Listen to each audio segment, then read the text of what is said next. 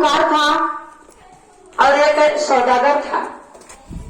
सौदागर जो था वो बिजनेसमैन था और साहूकार जो था वो भाई बहन लोगों को नोट देता था ब्याज पे। एक दिन सौदागर के बिजनेस में घाटा आ गया तो उसने सोचा कि साहूकार से कुछ रुपया लेकर के अपने बिजनेस को आगे बढ़ा दिया जाए। साहूकार गया साहूकार के पास। उसने कहा कि मुझे कुछ ब्याज पे रुपया दे दो। सौदागर जब साहूकार से अपने बिजनेस के खाते के बारे में बताया तो साहूकार ने कहा कि कुछ ब्याज के तौर पे रखना है आपको, आपके पास कुछ है? तो सौदागर ने कहा कि मेरे पास एक कुत्ता है, उस कुत्ता के अपने पास रख लीजिए और जब तक मैं आपका पैसा नहीं लौटा दूं तब तक आप जो है मेरे कुत्ते को अपने पास रखना। साहूकार ने सोचा कि वो कुत्ता क्या करेगा, लेकिन सौदागर ने कहा कि मेरे कुत्ते को एक बार आप रख करके तो देखिए। सौदागर कुत्ते को ले जा करके साहूकार को दे दिया और पैसा लेकर के चला और कुत्ते से बोला कि जब तक इनका पैसा मैं ना दे दूं तब तक तू यहां से आना मत। होते जाते समय बीत गया। एक दिन साहूकार के घर में कुछ लोगों ने डाका डाल दिया। कुत्ता सब चीज देख रहा था और इतना धन था साहूकार के पास, लूटते लूटते सबको 4 बज गया, सुबह हो गया और कुत्ता सब देख रहा है। कुत्ता सब कुछ देख रहा अपने आंखों से। वो लोग इतना धन इकट्ठा कर लिए कि ले नहीं जा पाए। तो बगल में एक तालाब था। चोर लोग ने सोचा कि क्यों न इसी तालाब में सारा धन को डाल देते हैं और कल रात को निकाल कर ले जाएंगे।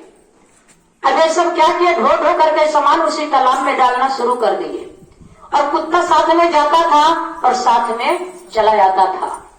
कुत्ता सब कुछ देख रहा है और जैसे ही साहूकार की आंख सुबह खुली तो सब देखा लूटा पटासा। साहूकार अपने हाथ को मीज करके रो रहा कि अब क्या होगा, मेरा सारा धन तो चला गया। पुलिस भी आ गई। इधर कुत्ता भाई बहन साहूकार का धोती पकड़ पकड़ करके उसी तालाब के किनारे लेकर के जा रहा है, लेकिन साहूकार को पता ही नहीं चल रहा कि कुत्ता कहना क्या चाहता है। पुलिस वाले ने सोचा कि थोड़ा से कुत्ते की बात सुनते हैं। उसने कुत्ते का साथ दिया। कुत्ता तालाब के किनारे लेकर के गया और उसी तालाब किनारे खाड़ होकर के भूख रहा है। कोई समझ नहीं पा रहा है, लेकिन पुलिस वाले सोचे कि क्यों ना कुत्ता जब भूख रहा तालाब किनारे और तालाब ही में इशारा कर रहा था, क्यों ना तालाब में कूद करके देखा जाए। उन लोगों ने जब तालाब में कूदा तो देखते हैं कि लात से जब पैर से वहां नीचे पैर गया तो धन उनका उसी तालाब में पड़ा था। सब लोगों ने मिल करके सारे धन को निकाल करके ले करके आए तो साहूकार ने उस कुत्ते से बहुत खुश हुआ। साहूकार ने क्या किया, एक लेटर लिख करके कुत्ते के गले में टांग दिया। बोला कि आज जाओ अपने मालिक से कह देना कि सारा पैसा आज यहाँ पे सूद समेत असूल हो गया। कुत्ता बहुत खुश हुआ और साहूकार का पैर चूम करके चल दिया अपने मालिक के पास। और वहां देखिए जो सेठ था वो वही अपने छत के ऊपर खाड़ हो करके इधर ही दातुन उतुन कर रहा था। उसने देखा कि कुत्ता रास्ते में आ रहा है तो उसने सोचा, सौदागर सोचा कि मेरी इज्जत चली गई, अब मैं क्या कहूंगा साहूकार से। अब उसने क्या किया, भाई बहन बंदूक में गोली भरा और गोली लेकर के आया, कुत्ते को दाग दिया। कुत्ते को जब दाग दिया, कुत्ता रास्ते में ही छटपटा करके अपने दम को तोड़ दिया और सौदागर तब गया उसके पास तो देखता है पट्टे में जो लेटर था। जब उस लेटर को सौदागर ने निकाला और निकाल करके पढ़ा कि ये सौदागर जो तूने पैसा लिया था, ऐसे ऐसे वाकया तुम्हारे कुत्ते ने मेरा सारा धन वापस करा दिया और आज से मैं तेरे सारे ब्याज सूद समेत सारा पैसा माफ करता हूँ और तेरा कुत्ता मैं वापस कर देता हूँ। जब ये सौदागर ने पढ़ा भाई बहन, सौदागर ने अपने सीने को ऐसे पीटा और तुरंत सौदागर ने भी दम तोड़ दिया। उन दोनों में इतनी लगन थी, इतना प्यार था कि भाई बहन कुत्ते के वियोग में वह सौदागर अपने प्राण को छोड़ दिया।